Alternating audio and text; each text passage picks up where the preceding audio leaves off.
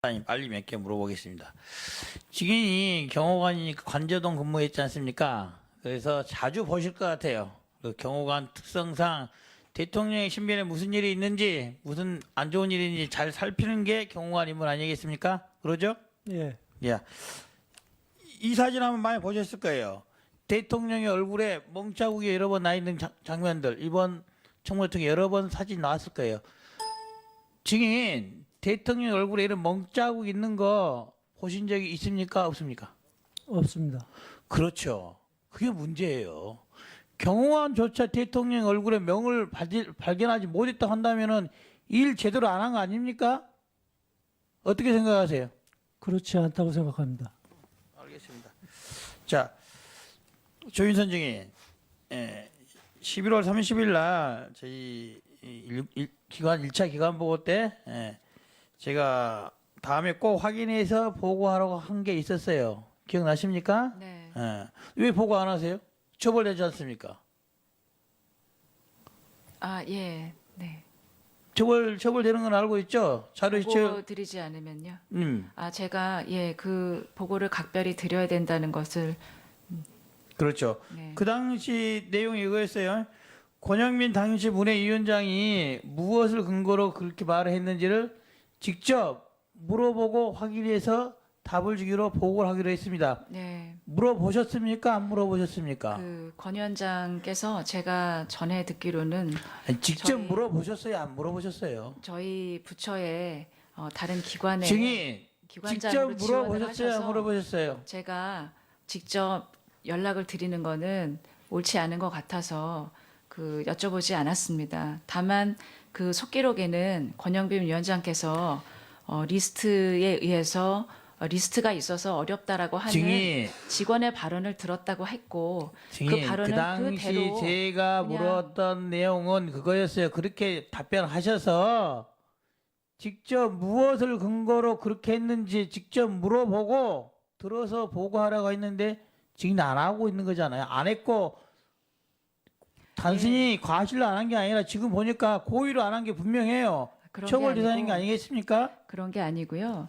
그 위원장님께서 그때 말씀하셨던 내용은 그 이상의 더 이상의 내용이 없다고 생각했습니다. 아주 실무 직원한테 들었던 내용을 말씀하셨고 속기록에 그대로 되어 자, 있었기 알겠습니다. 때문에 자, 하나만 더 조윤선 증인한테 물어볼게요. 증인은 그런 리스트가 제대로 작동하는지에 대해서 의문을 가졌다고 말했잖아요. 알아보니까 600여 명에 대해서는 리스트에 있는 600여 명에 대해서 실제로 지원이 됐더라. 어? 9,400 그렇죠. 그 명입니다. 자, 9,473명 중에 600명이 지원이 됐으면 몇 퍼센트인지 계산해 보셨어요?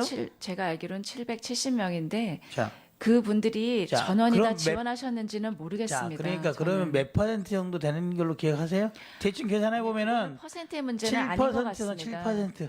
의원님, 그분들이 전원 지원하신 분들이 자, 아니기 알겠어요. 때문에 자, 저는 그렇게 답변할 그래서 수는 없고 제가 100% 판단을 중에 확신할 수 자, 있는 제가 먼저 판단이 서지 말씀드릴게요. 않는다는 제가 먼저 말씀이었습니다. 말씀드릴게요.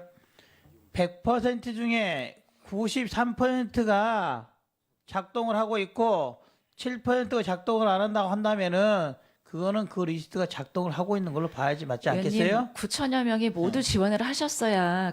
의원님, 제가 자. 여기서 숫자를 말씀드리는 건 뭐 옳지 않습니다. 알겠습니다. 어차피 저는 이 부분에 대해서 국민 여러분들께 사과를 하고 제가 이 부분에 대해서 잘했다 잘못되다는 말씀은 결코 아닙니다. 알겠습니다. 자, 그래요.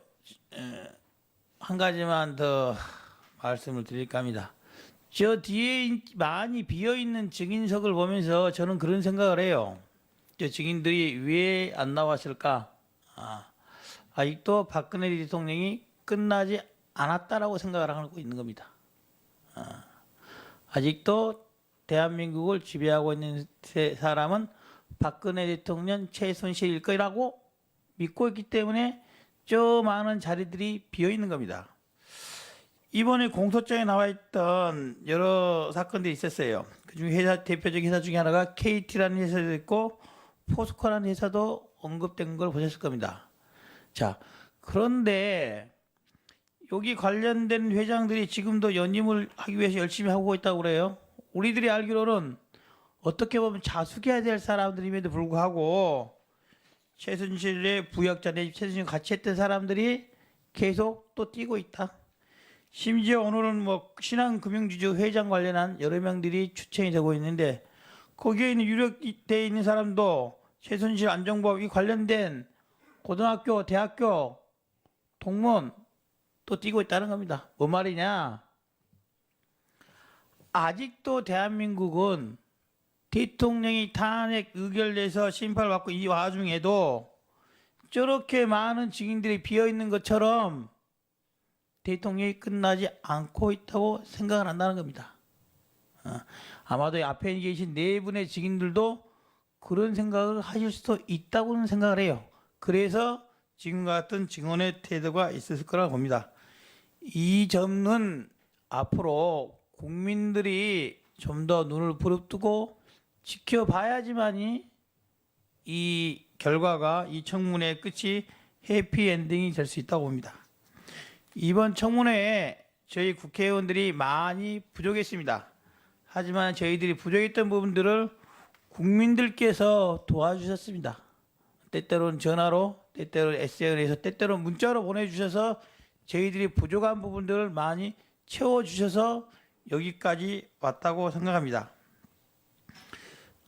오늘이 저는 마지막 청문회일 거라고 생각하지 않습니다. 다음에도 또 같은 청문회가 이어질 거라고 봅니다. 그리고 앞으로도 이번 국회 내에서도 또 어쩌면 다음 정부 내에서도 이와 유사한 일이 있을 거라고 봅니다. 국민 여러분들께서 이번에 청문회 때 저희들께 보여도 관심을 놓지 마시고 계속 잘 지켜주셔야지만이 대한민국의 민주주의를 예, 이영주 의원님 감사합니다. 수고하셨습니다.